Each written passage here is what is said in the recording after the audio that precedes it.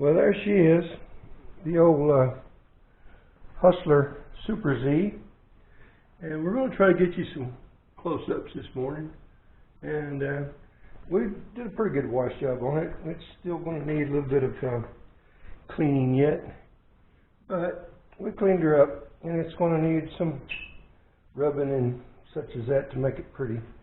We're not worried about pretty right now, just like as in the gas cap here. It's as you can see, the vent was open on it, so while it's sitting outside we had to put a little bit of tape over it to try to keep the water out of the gasoline, because it's got quite a bit of gasoline in it yet, and all kinds of things going on with it here that we're going to have to take care of. And let me get the muffler here out of the way and set it down here, perhaps on one of the dollies, and the old jack cover. Okay, so as you can see, she's not the prettiest thing in the country, and we're not going to worry about pretty. I think I told you on one of the other videos. We're going to worry more or less with functionality first. So let's get this up over and out of the way. Then we'll try to get you some photos down in here of the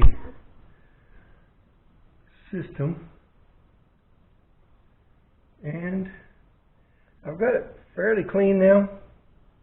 And we are, by the way, let me give credit to the gimbal company here, to FeiyuTech and FeiyuTech family. Well, they have a great product, as you can see. I'm just doing all kinds of movement here, and it's staying real nice and steady. And it's supposed to be operated on a GoPro Hero 7 or 8, and I don't have one of those, but I do have this little old Wonnie camera here. It does really nice. So just let you guys know that if you don't have a GoPro Hero, this FeiyuTech Vimble 2A works perfectly with the Wonnie cameras and the other off-brand so far, and you might like to try one. And you can get one at 50% off if you use capital M, capital G, capital M, little g, little e, little t, 50. MGM get 50, and you can get a 50% off. We can use that code, MGM get 50. All right, so back to the Mower. So we've seen some things they've already done, like they've jumped the seat switch. Looks like there's a nest being grown down there too. And it appears they've tested the safety switches because they're disconnected. And so just to give you a little heads up here. Now I did test this the other day, and I'm going to do that probably here in a little bit on camera. I found this switch right here, or this fuse, to be blown. Oh boy. Yeah, as you can see here. See, that fuse is blown right here. And this is shorted. This system right here is shorted all the way through. Goes all the way over here. The short shows up both in the PTO switch, the ignition switch, and you follow this down.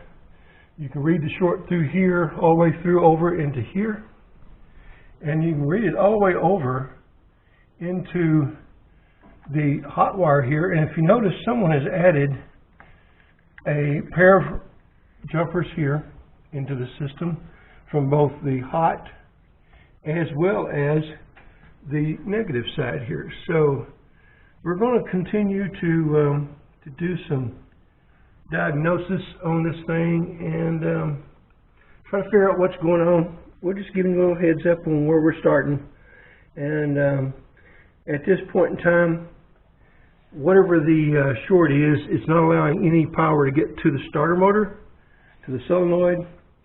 So that's going to be a trick to get in there to that. Man, I ain't kidding you. So we're going to shut this camera off and maybe set up another one here somewhere and try to get you some footage of us doing some testing, and we'll show you the sort of the test equipment we're trying and as we go along. So we'll be back here shortly. Well, we realize it's really loud in here because we have air conditioner over there, fan moving air into the next room, fan over here blowing on us, and it's like really hot out. So we're again doing a little diagnostics here, and we have this Syntec item 94181 from Harbor Freight, and it's a cable tracker. So we've got it hooked up to the ground, and we've taken a fuse, and our method is to cut the insulation off the fuse, just leave just enough as the insulation around it to keep it from possibly grounding out, and leave just the top exposed and the tines.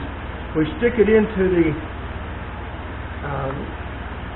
fuse holder, and then we turn on the tone tracker, not the continuity but tone, and we turn on the tracer here. We push the button,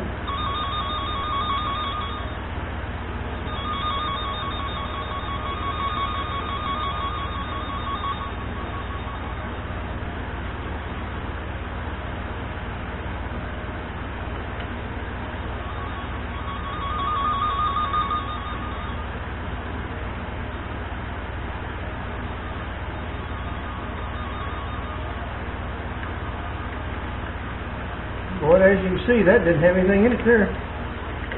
Okay, so that's this system here.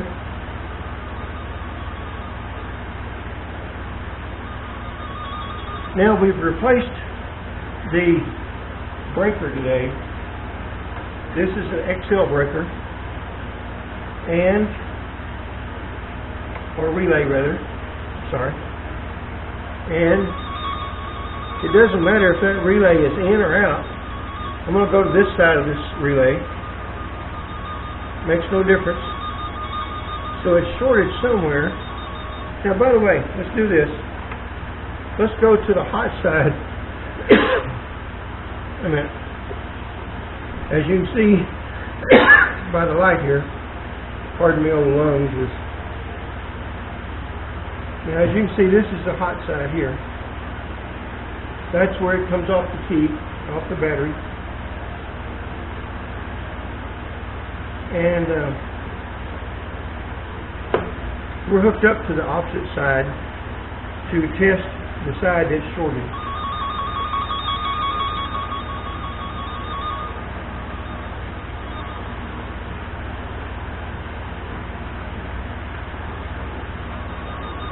And we are all the way up here at the computer now, at the PCM, ECM, whatever you might want to call it.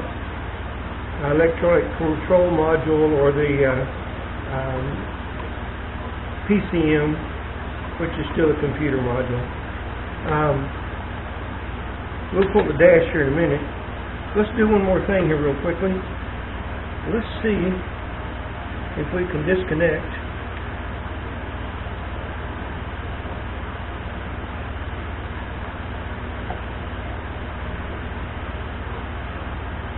And by the way, too, I found something else here where someone has gone inside, clipped some wires, and added some.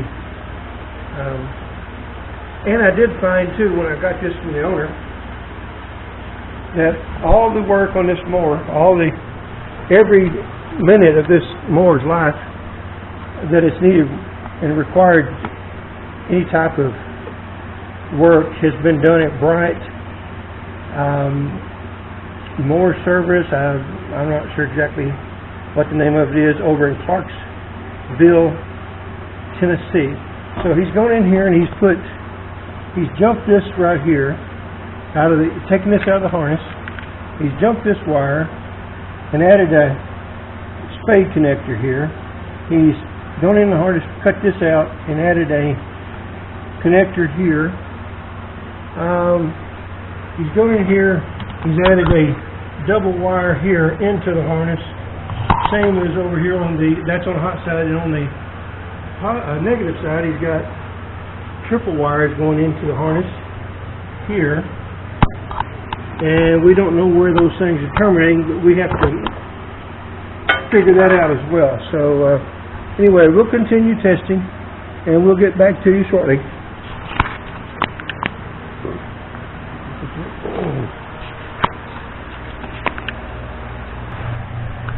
Well, we can't say with certainty that we have found much of the problems as of yet, but let's see if we can get a little light on the subject up here.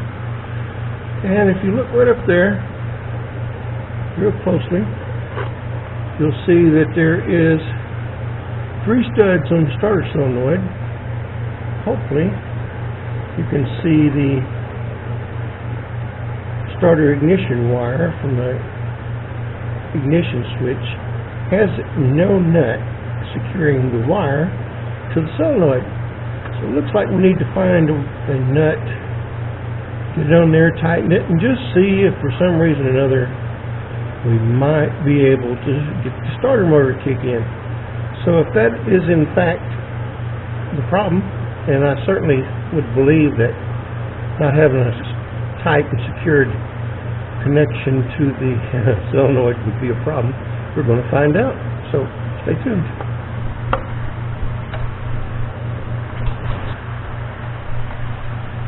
By the way, we thought we'd give you a little tour of the beneath of this thing. And as you know, we already washed the thing considerably.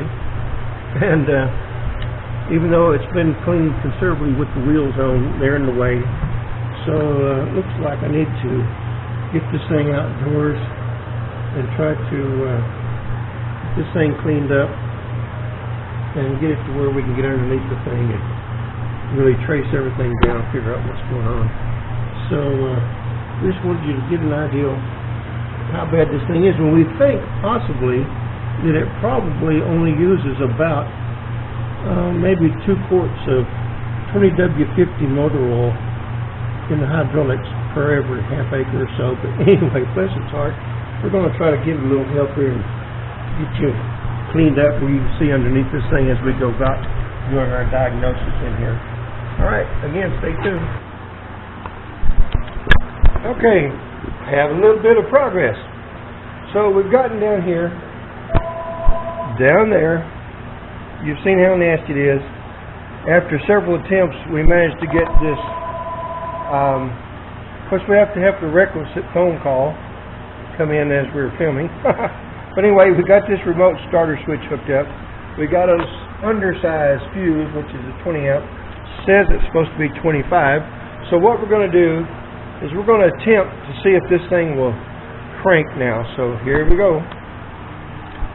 Put the thumb out here. You ready? 1, 2, 3. All right. So now we've got. Oh, you also notice that the fuse didn't blow. Check this out. Can you see that?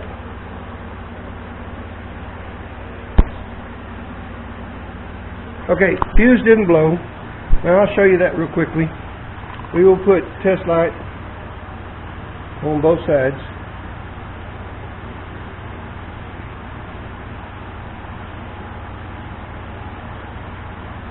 Okay, so that stopped the fuse from blowing, and now we have the engine turning. It's turning slow. May mean we have a bad starter motor, but at least we're cranking.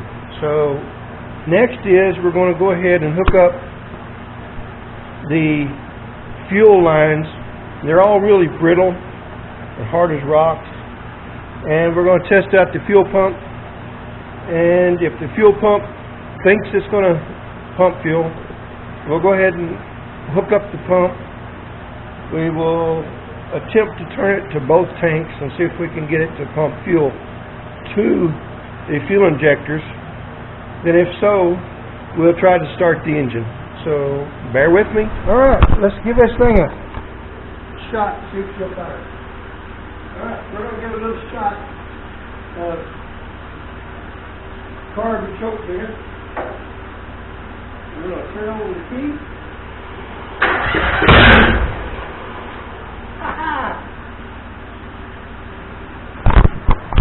does start and run. Problem is, we don't have fire from the ignition switch down the solenoid. We've got to correct that. And let's see, we're not getting fuel either to the fuel pump or from the fuel pump up to the injector. So we've tested the pump. The pump's not working, so that's going to require a pump. So before we put a pump on it, we're also going to replace all the hoses for the fuel. So at least we know she runs. So that's going to end this episode. We'll come back. We appreciate you very much. Next episode, hopefully we'll be able to fire it up, engage it, make sure the hydros are working. We'll go from there. So thank you for watching. Be sure and subscribe if you haven't already. And hit that little bell down there, notification bell, so you get notified when new videos come out. And please share. And by all means, y'all come back and see us here at MaxsGarajMahal. You hear?